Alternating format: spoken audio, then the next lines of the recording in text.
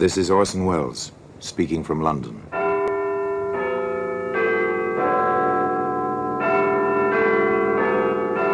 The Black Museum, a repository of death. Here in the grim stone structure on the Thames which houses Scotland Yard is a warehouse of homicide, where everyday objects, a package of cigarettes, a length of string, a linen napkin, all are touched by murder.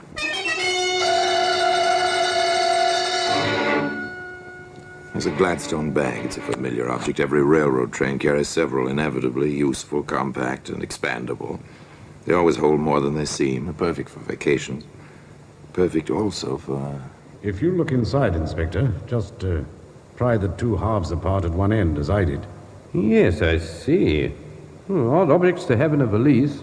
Not if one had every intention of disposing of them, Inspector.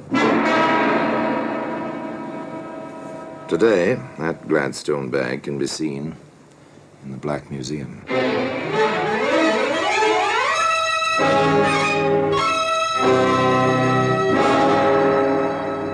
From the annals of the Criminal Investigation Department of the London Police, we bring you the dramatic stories of the crimes recorded by the objects in Scotland Yard's Gallery of Death, the Black Museum. In just a moment, you will hear The Black Museum, starring Orson Welles.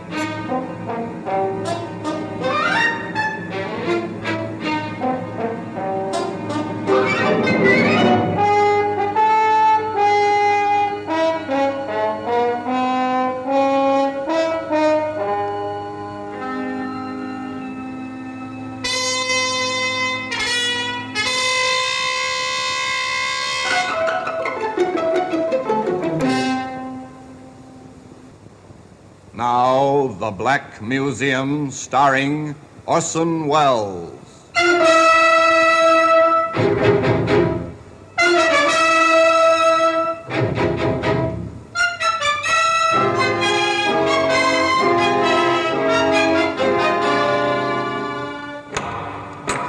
Well, here we are in the Black Museum, Scotland Yard's mausoleum of murder.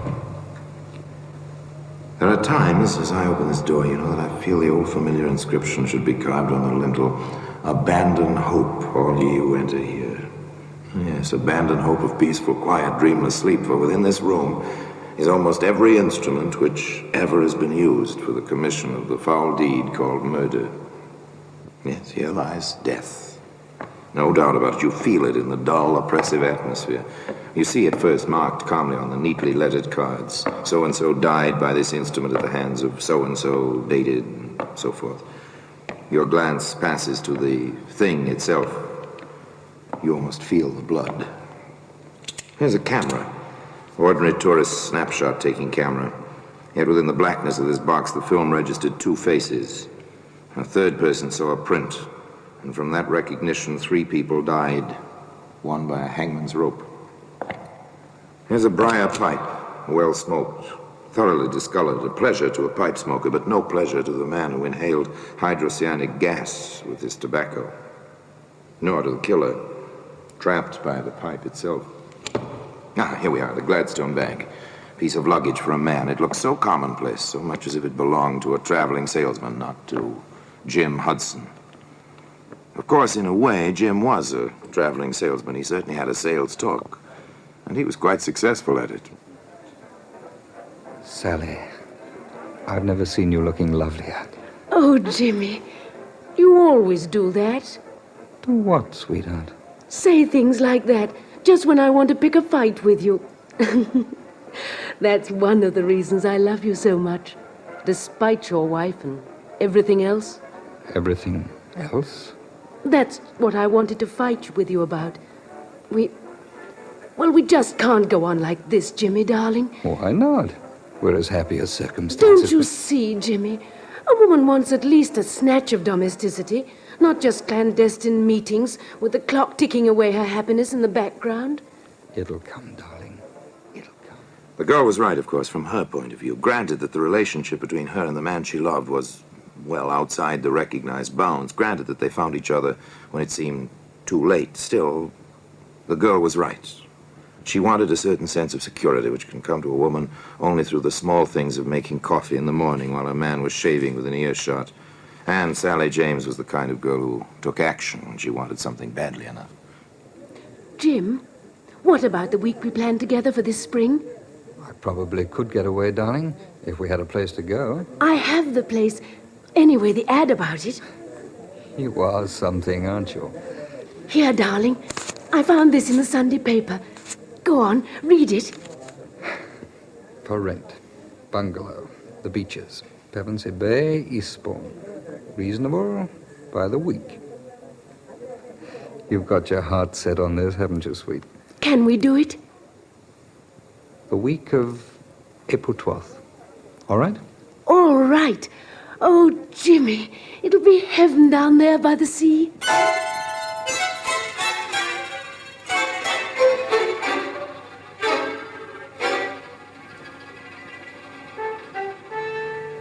Heaven by the sea. Poor girl, one of those human beings who believes with all her heart that dreams can become reality. Perhaps it was just as well that Sally didn't see her Jim some 2 evenings later in a quiet little restaurant not more than 3 blocks from the place she'd given Jim her precious clipping. Rhoda, my darling, I've never seen you looking lovelier. Oh, come off it, Jimmy. That kind of romancing just isn't in my style. You're a woman, aren't you? Well, you ought to know, Jimmy boy. And how? Thanks. Look, Rhoda, I've taken a cottage at Pevensey Bay. Oh, how inconvenient to have to travel all that distance. Not for weekends, it isn't. Inconvenient. Well, the daring young man on the flying trapeze. Would you like weekends by the sea, Rhoda? Why not? Think it'd be fun. Nice place. Called the Beaches. Old garden, private bathing beach. Sounds marvellous. I thought you'd like it. Well, I can't make it this weekend. Neither can I. How about the weekend of the 16th? We'd go down Friday afternoon, come back early Monday morning. There's a very early train. It's a deal, Jimmy. It really is a deal. A clever rascal, Jim Hudson, without a doubt. Knows his way with the ladies. But he cuts his margins rather close, doesn't he? Note the dates. April 12th, the week, with Sally. Friday the 16th with Rhoda. And that's hardly a full week with Sally. But, of course, Sally doesn't know about this on Friday noon the 9th as she stands in the doorway of the railway carriage in Waterloo Station. You will be down by Monday, won't you, Jimmy, dear? Sooner than that, if I can. You know that, darling.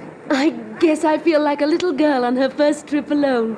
I'm sorry it has to be this way. Oh, I don't mind, really. I'll have a chance to put the cottage in shape. Have it all clean and comfortable for my man. When I saw it, there weren't any tools there. And there's always something to fix. I'd better add tools to my shopping list. Oh, and don't forget the travelling iron I asked you for, dear. And please hurry to get down. And... oh, kiss me. Quick, Jimmy, the train's leaving. Oh, Jimmy, dearest. Bye, darling. See you Monday. Monday it'll be.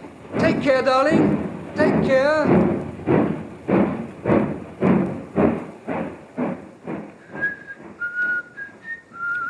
Watch him as he walks up the platform. The train is already disappearing from the track. Jim has his hands in his pockets. He's whistling merrily, a man with nothing on his mind except his love affair and the prospect of the week ahead. He leaves the station, walks up the street a ways, pauses before a hardware shop. What was it he added to his shopping list? Oh, yes, tools. He enters the shop. May I assist you, sir? Yes, I think you can. What do you wish? You've got some fine-looking knives in the window. May I see them? Any particular blade size, sir? I think, yes, the 10-inch carver will be about right. Very well, sir. There we are, sir. Best Sheffield steel, hollow ground, razor sharp, and guaranteed to hold temper. It will take very little honing to keep the head, sir. Very efficient looking. Do you prefer the bone or the plastic handle? Bone, I think. Very good, sir. Is there anything else? I think, yes, a small cross-cut saw. Small, about 18 inches. Perfect. Excellent quality, as you can hear. Good. Would you wrap them, please? Then that will be 6 and 4, sir. I'll just make up the slip. You'll have your package in a moment.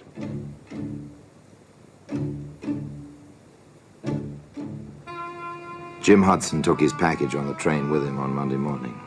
And tea time at the beaches, Pevensey Bay, promised to be exciting and wonderful.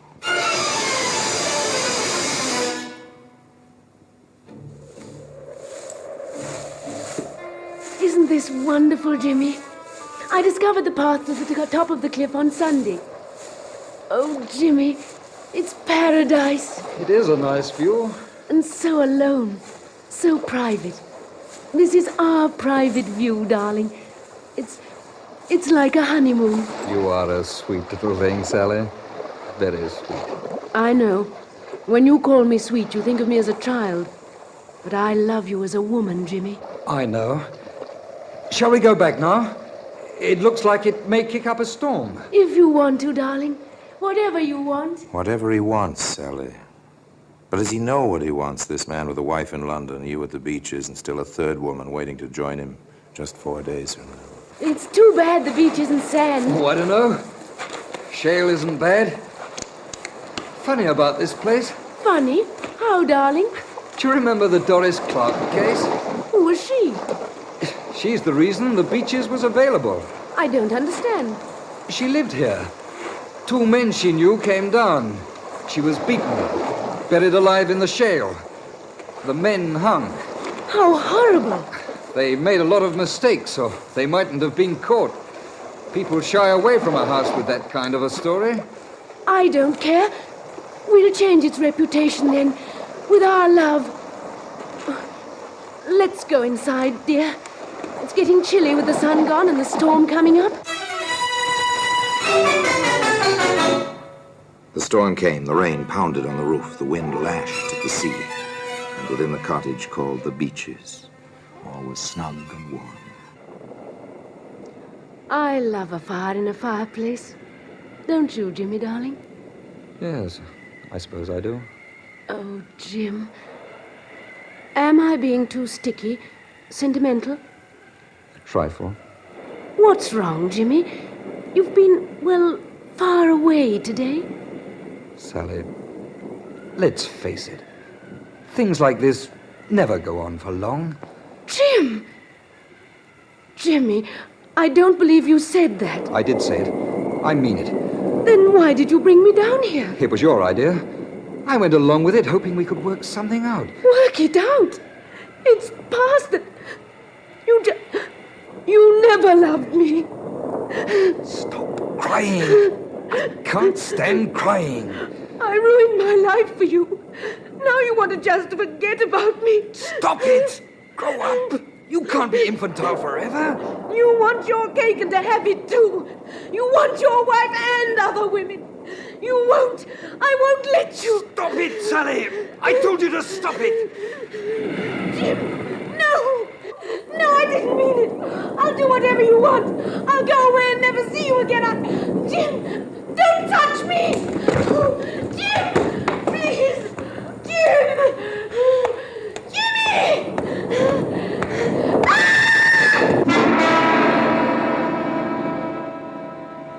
The scene was set, save for one vital piece of evidence. A black Gladstone bag, which can be seen today in the Black Museum. In just a moment, we will continue with The Black Museum, starring Orson Welles.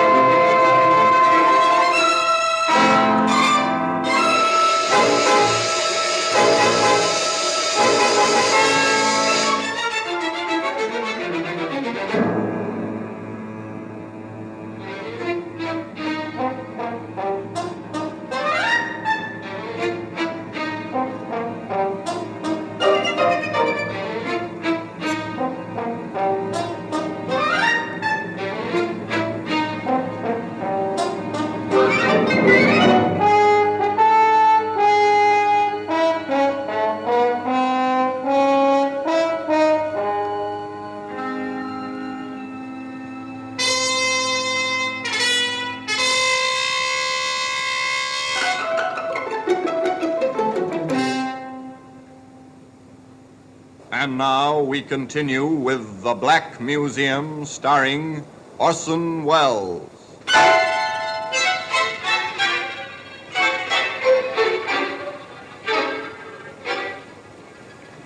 Friday, the 16th of April, dawned fine and clear. A calm, gay Jim Hudson made his way, whistling as usual, through the weekend-bound crowds of Waterloo Station. Well, here you are, my good man. Glad you think I'm a good man. Well, I think you are. By Monday morning, I'll know. Then let's make that train, baby. Pevensey Bay on number 7.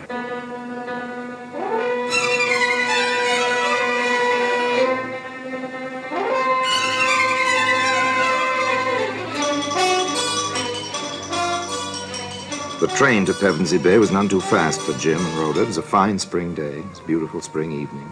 Moonlight made the rollers on the beach gleam with a lovely phosphorescence. On the porch of the cottage, known as the Beeches. Know something, Jimmy boy? I know lots of things, old girl. What, for instance? Oh, this.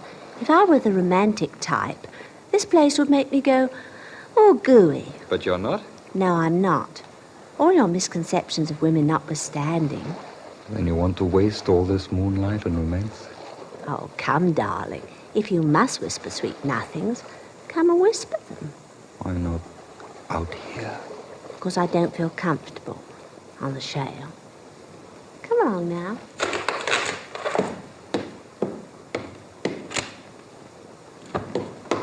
Always let the woman have her way, particularly after she's cooked a beautiful dinner. Here now. I'm the only beautiful thing around here this weekend. And you are, Rhoda. You are. What a way you have. In here, darling. No, not in there. It's a spare room, not made up. I want to see it. Oh, nothing in there. Are you going to deny me anything, darling? It's locked. Oh, Jimmy. No. Say, what are you? Bluebeard or something? Maybe I am.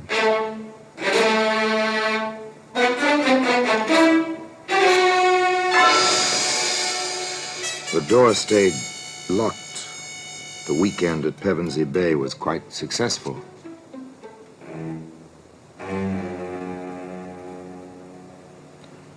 But now, the scene changes to a London street lined with somewhat shabby buildings, which house somewhat shabby offices. Into one of those buildings, a woman hurries, almost furtively. She climbs the stairs, one flight, walks into an office, door of which announces in gold lettering, Cross Detective Agency.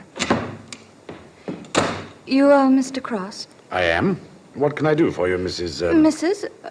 Oh, my ring. Yes, an old trick. Sit down, won't you? Thank you. My name is Lillian Hudson, Mrs. Lillian Hudson. I see. Well, how can I help you? I want some information on my husband, James Hudson. Go on, please. I saw your advertisement. Were you formerly with Scotland Yard? I was.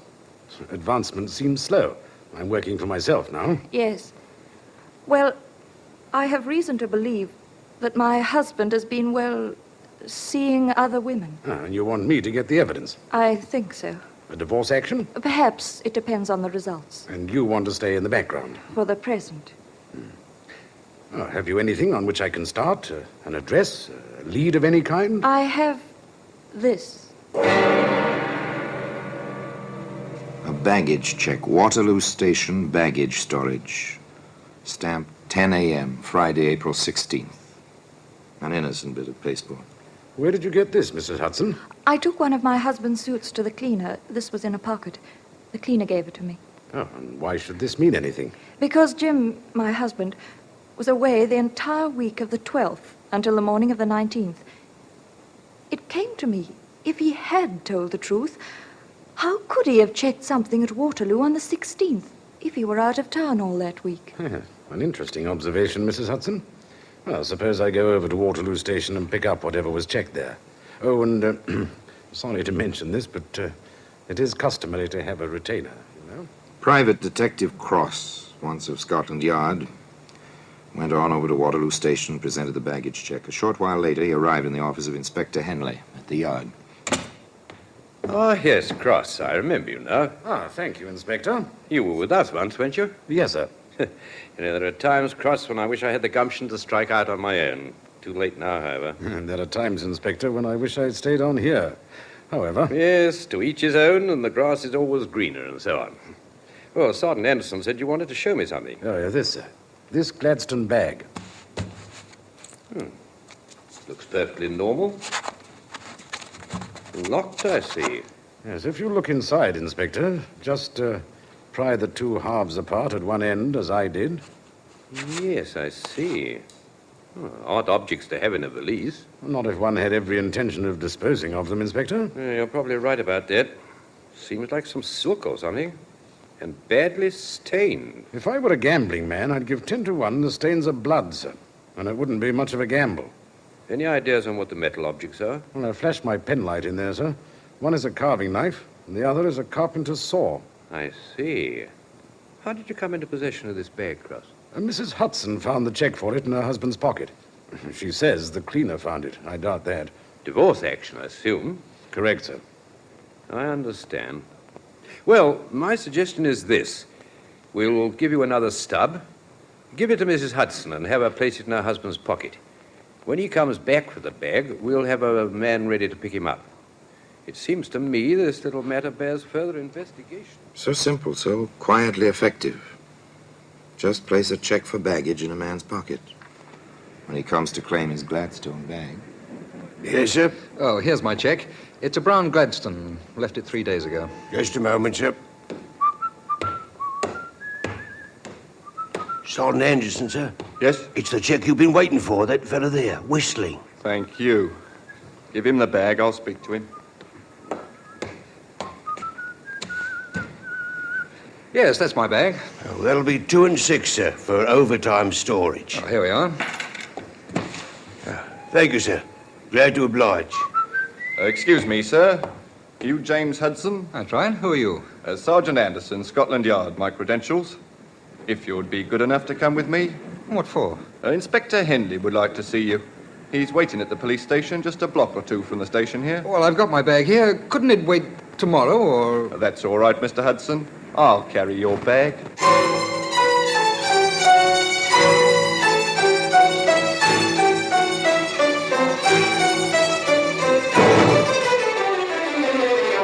The squad room at the police station near Waterloo was very quiet. Inspector Henley sat behind a battered desk. On the desk rested the Gladstone bag, open now, and next to it a file, a familiar dossier from the Criminal Records Office. We have your file, as you see, Hudson. I see. Theft, burglary, 5 years for criminal assault. Does your wife know about these things, Hudson? No, she doesn't. I see. Hudson, how do you account for the contents of this bag? I was butchering half a steer for a friend of mine in the country. He has a deep freeze. Oh, that's rather thin, Hudson. Did you wear a silk dress size 10 to butcher the steer in? It was his wife's. I'm having it cleaned at a special place I know of. Yes, yes, of course. Better try again, Hudson. There was no answer. There were no further questions. Inspector Henley knew his man. Time ticked away. The clock was quite loud.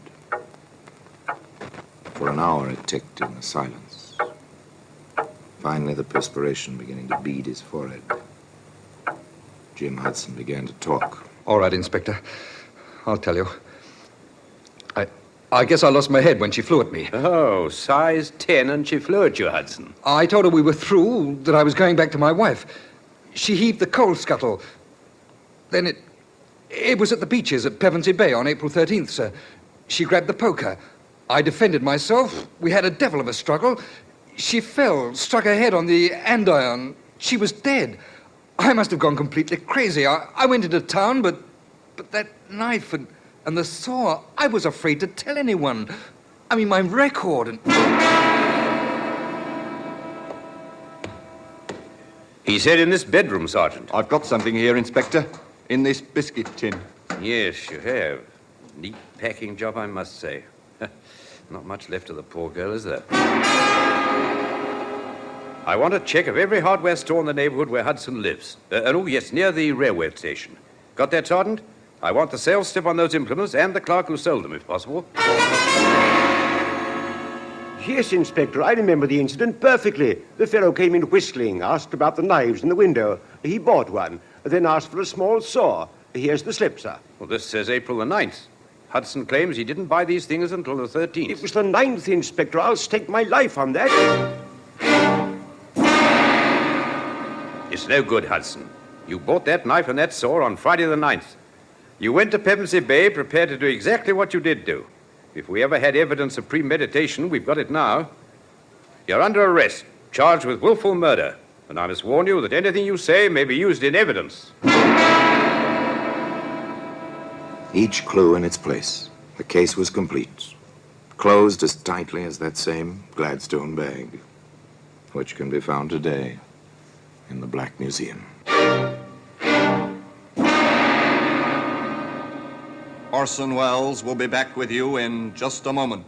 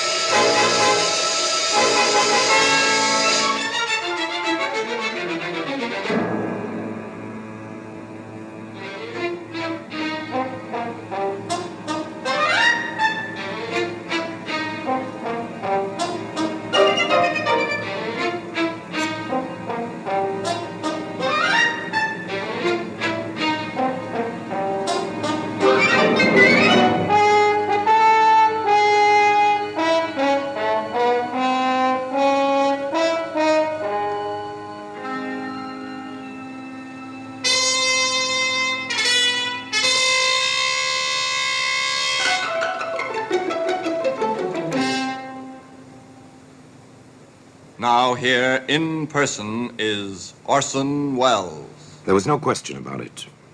Jim Hudson, despite his claim, the usual claim of accidental death, was convicted of homicide and sentenced to the brief but final walk at 8 o'clock one winter morning. On the scaffold, his feet bound, the white hood already in its place over his head, the rope with its knot of 13 coils around his neck, Jim Hudson lunged forward, trying to escape the trap. The executioner pulled the lever, the trap fell.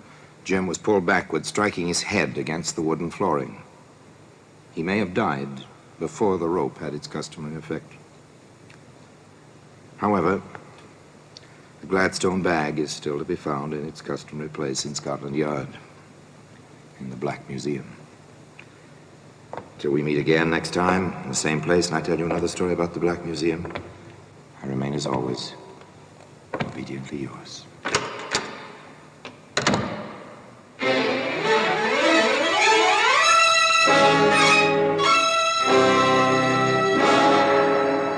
The Black Museum, starring Orson Welles, is presented by arrangement with Metro-Goldwyn-Mayer Radio Attractions.